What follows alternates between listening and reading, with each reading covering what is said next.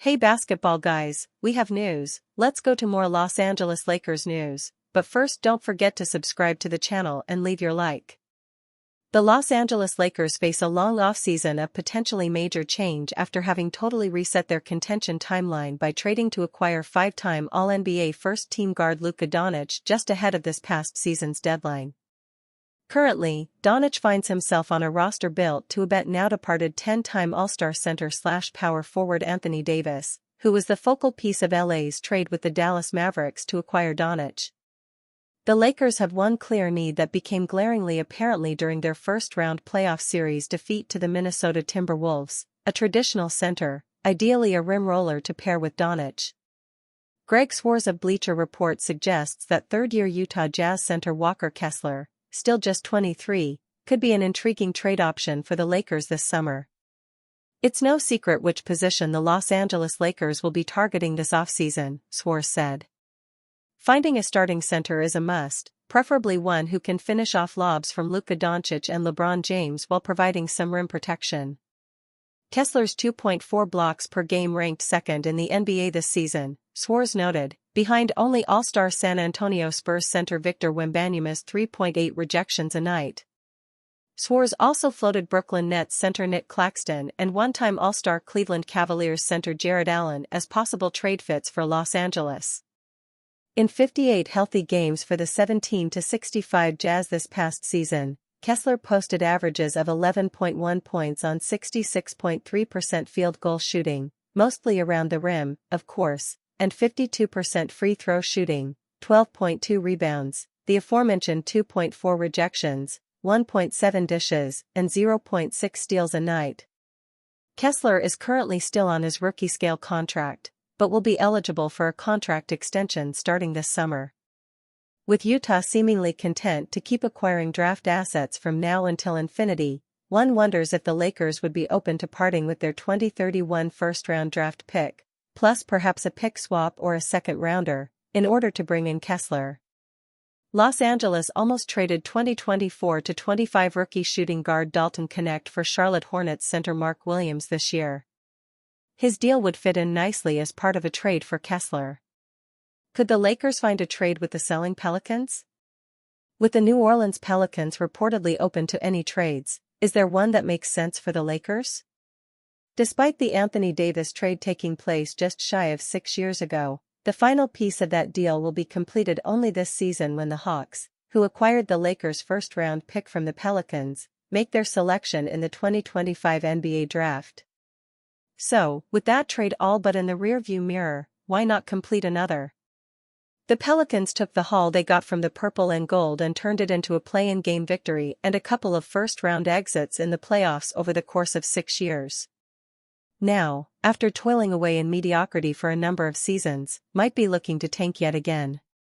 In an article on Friday, Kevin O'Connor of Yahoo Sports reported that no one is off the table to trade away for the Pelicans heading into the offseason. There are no untouchables in New Orleans. League sources said the Pelicans are gauging the market for everyone on their roster.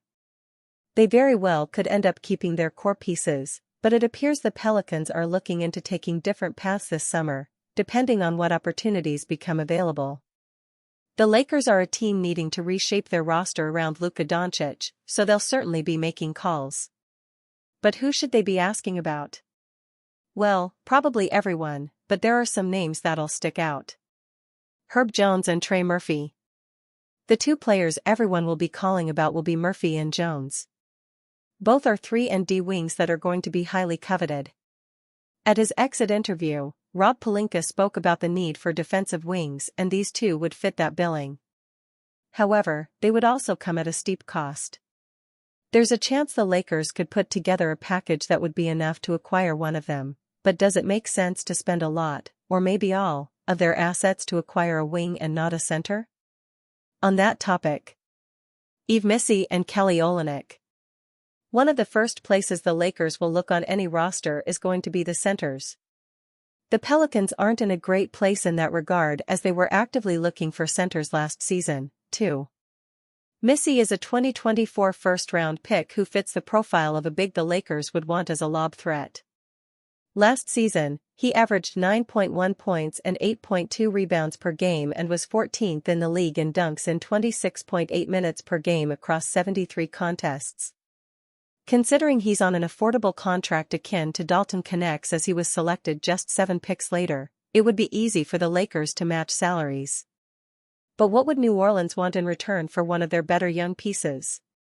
Olynyk, meanwhile, is a polar opposite to Missy. He's a stretch big man who has carved out a long career in the league, having played 12 seasons. Last season, he played 44 games between Toronto and New Orleans and averaged 8.7 points on 41.8% shooting from range.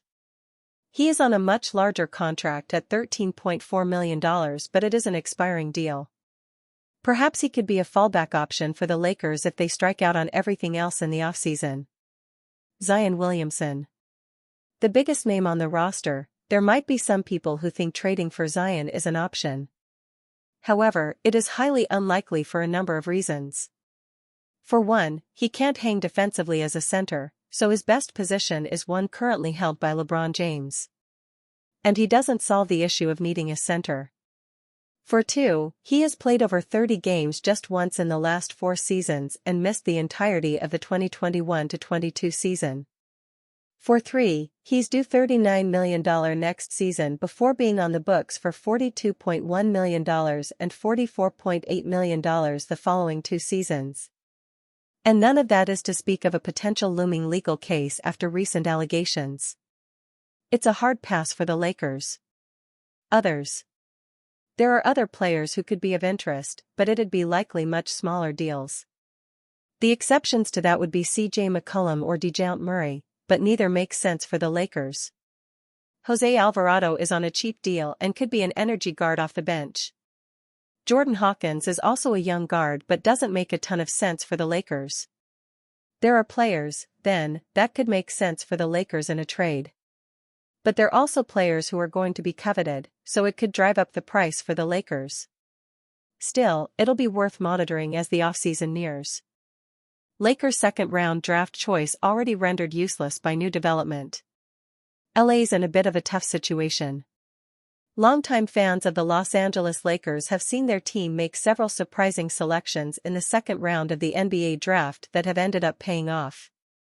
How could anyone forget Talen Horton-Tucker, for example? But this year, things look to be a little bit different, as the Lakers' 55th overall pick in next month's draft appears to be losing some value. ESPN's Jonathan Givony recently stated his opinion that this year will feature one of the weakest second rounds of the draft we have seen for some time. This is obviously a brutal blow for a Lakers front office hoping to strike gold on some late second-round talent, but it's also a problem created by a recent and significant shift in the college basketball landscape. For those who are familiar with the lay of the land when it comes to NCAA basketball, you probably already know what I'm talking about. But for those who don't, one of the most major shifts in how collegiate basketball conducts business in the last few years has been the introduction of NIL, name, image, likeness. Unlike in previous years, college athletes can financially benefit from their own name and likeness. This of course gives some of the most high-level college basketball players a real incentive to return to school if they're not projected as a first-round selection. As we know, first-round draft picks in the NBA get guaranteed money, while second-rounders do not. The Lakers' 55th pick has very little value this year. Obviously, if guys can reap the benefits of more guaranteed money in college as opposed to the decreased financial stability of playing on a non-guaranteed contract or playing in the G League, they're going to do that 100 times out of 100. As they should. But of course, what this leads us to is a significantly more shallow draft class, especially as it pertains to the second round. A pick like the Lakers possess at 55th overall is usually a bit of a long shot when it comes to finding a rotation player, but this year, it's even more of a futile situation. This is incredibly bad timing for a Lakers team that desperately needs to do as much with their limited assets as they can. Young and cheap contributors are an extremely valuable thing in this league, and the draft is always going to be one of your top resources toward gaining a player like that.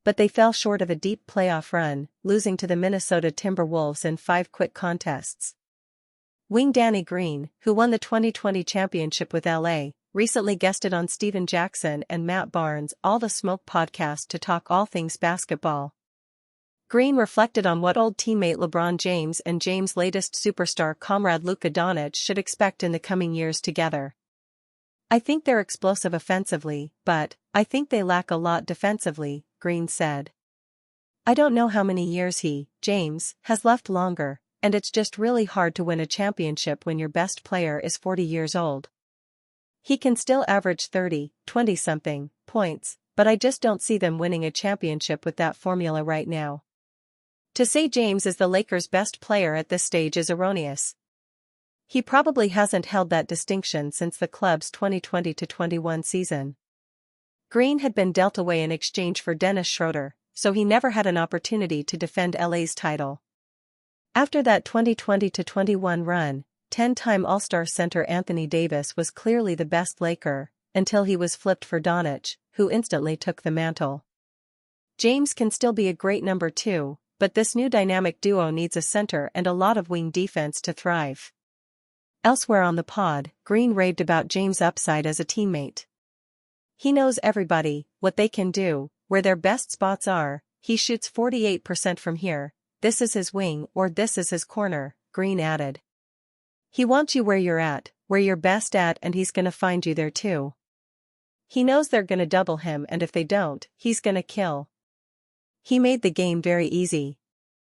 More Los Angeles Lakers news. Stan Van Gundy compares Lakers landing Shaq to Jalen Brunson amid Eastern Conference Finals. Green was selected by Cleveland out of the University of North Carolina with the number 46 pick in the 2009 NBA draft, and had a cup of coffee with the club in 2009-10 as a rookie. He fully cemented himself as one of the league's great 3-and-D wings during his second stint with the San Antonio Spurs, from 2011-18. "It's a gift and a curse, but he made the game easy and it was a lot of fun learning from him early on," Green raved about playing alongside James during his first stint with the Cavaliers. The 6'6" swingman went to 2 NBA Finals with the Spurs, winning in 2014. He and Kawhi Leonard were flipped to the Toronto Raptors for the 2018-19 season, and instantly claimed their second championship together. Green signed with the Lakers as a free agent the following summer after Leonard departed for the LA Clippers, and promptly won his third and final title as a starter that year. "A lot of fun playing against him. And then even better playing with him, and then, it was the bubble, but winning a championship with him," Green said. "I couldn't ask for a better scenario."